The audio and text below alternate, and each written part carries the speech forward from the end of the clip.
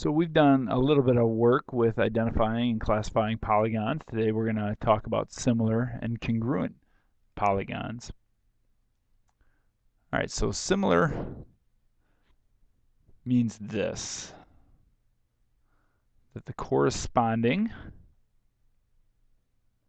sides and angles,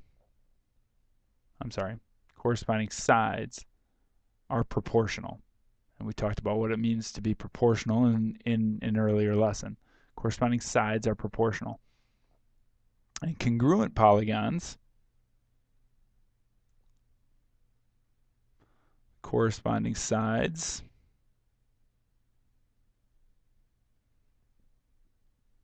are equivalent, or equal to one another.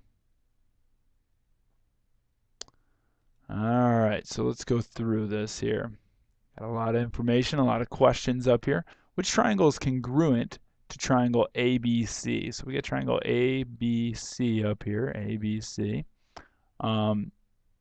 Which one seems congruent? Okay, PRQ is obviously much bigger than ABC. JKL is not even a right triangle like ABC is, so we can rule that one out. I think we're going to go with this one here. Okay, even though it's flipped the other way, it can still be congruent as long as AB is equivalent to ZY, AC is equivalent to ZX, and CB is equivalent to XY.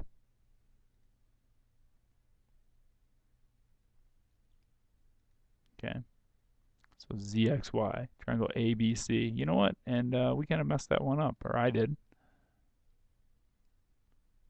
We need to label that as ZYX.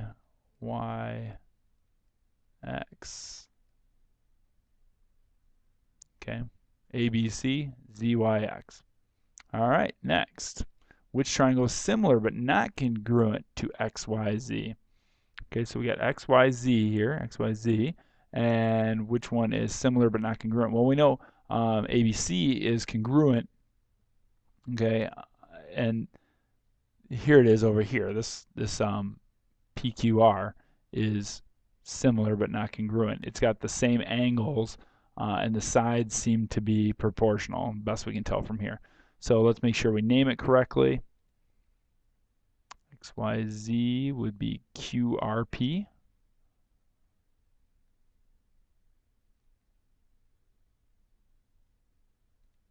Okay. X, so we're starting at the right angle. YZ QRP would be similar but not congruent. Which triangle is not similar to PQR? Not similar to PQR. Okay, so we determined that ZXY is similar to PQR, and since ZXY is congruent to ACB, that means ACB must be similar to PQR, so that leaves one. And since it's not similar, we can name it pretty much any way we want. Just name the three vertices, triangle JKL. JLK, KLJ, doesn't matter, okay? Which angle in triangle ZYX corresponds to angle A? Put an angle symbol in there. Angle A in triangle ABC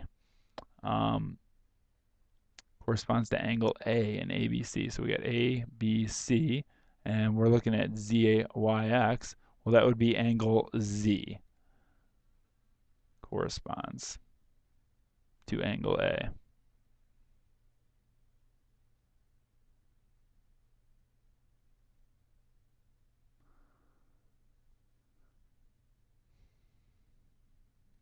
Okay, and which side of PRQ is up here, corresponds to side XY in triangle ZYX? PRQ, which one corresponds to XY? XY is this bottom one. So starting at the right angle and working out to the right.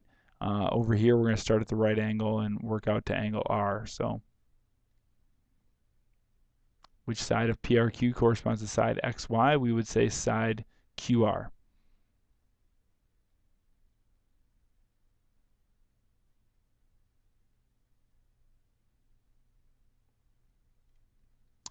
Are these two triangles similar, and how do you know? Okay.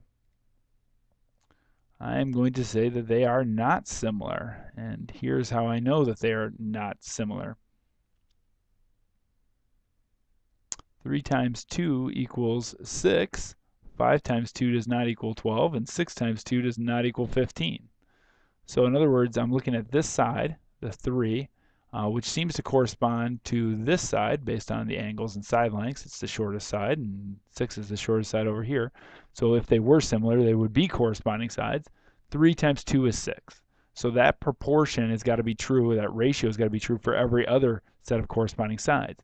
Second biggest sides, 5 and 12, but 5 times 2 is not 12. And the largest sides, 6 and 15, but 6 times 2 is not 15.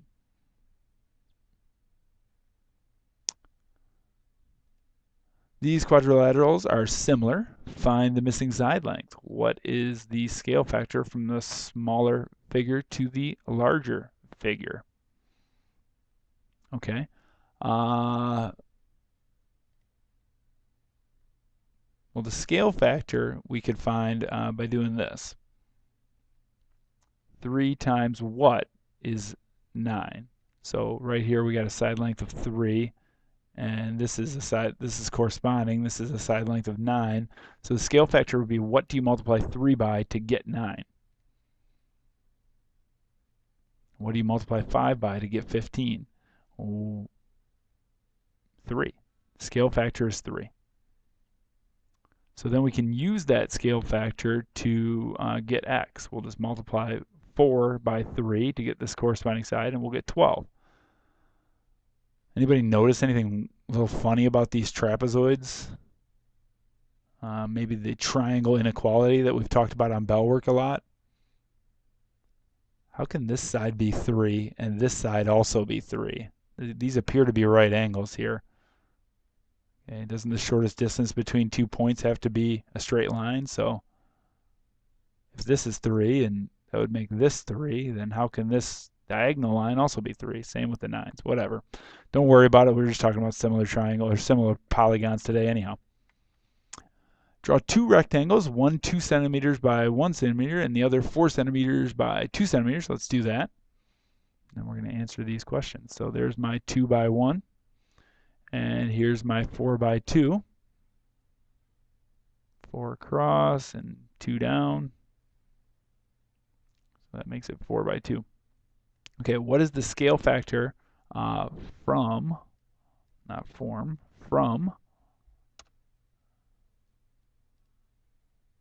the smaller to the larger rectangle? Okay, so in other words, 1 times what is 2 and 2 times what is 4? Scale factor is 2 because 1 times 2 is 2 and 2 times 2 is 4. Okay, so we talked about that on the last slide. Talk about it again there. The perimeter of the larger rectangle is how many times the perimeter of the smaller rectangle? We've done problems like this before, especially when we started graphing on a coordinate plane. Well, the perimeter of the larger,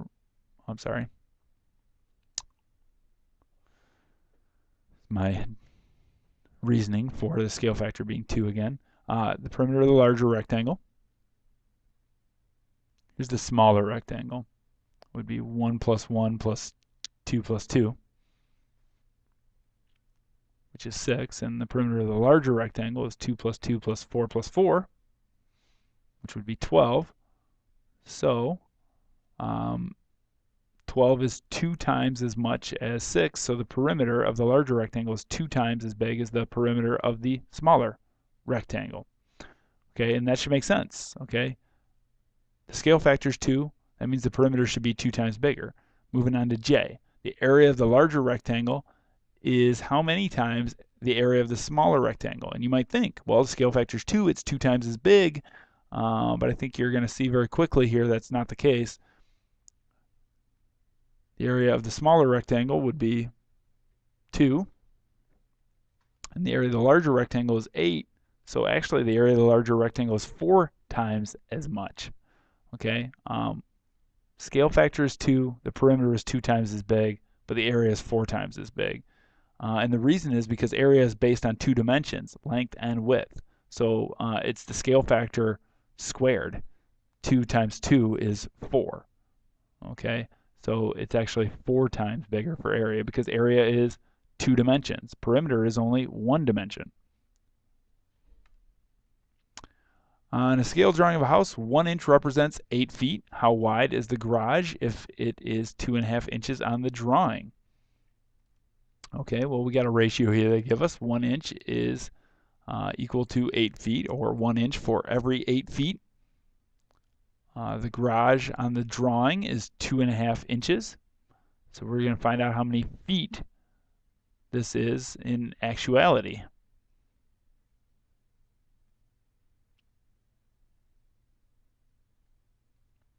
Okay, well, 1 times 8 is 8. So 2.5 times 8 should give us the distance here. Okay, 2.5 times 8. You might be wondering, where the heck is this 16 plus 4 coming from? I did 16 times 2, or I'm sorry, 2 times 8, which is 16. And then I did a half times 8, which is 4. So 2.5 times 8 should be 16 plus 4. It's 20 feet. Okay, we've done some of that stuff on the bell work. I thought I'd utilize it here within the notes, but 2.5 times 8 is the same as 2 times 8 plus 1/2 times 8. Okay, so the garage, if it's 2.5 inches on the drawing, that would mean it's 20 feet wide in real life.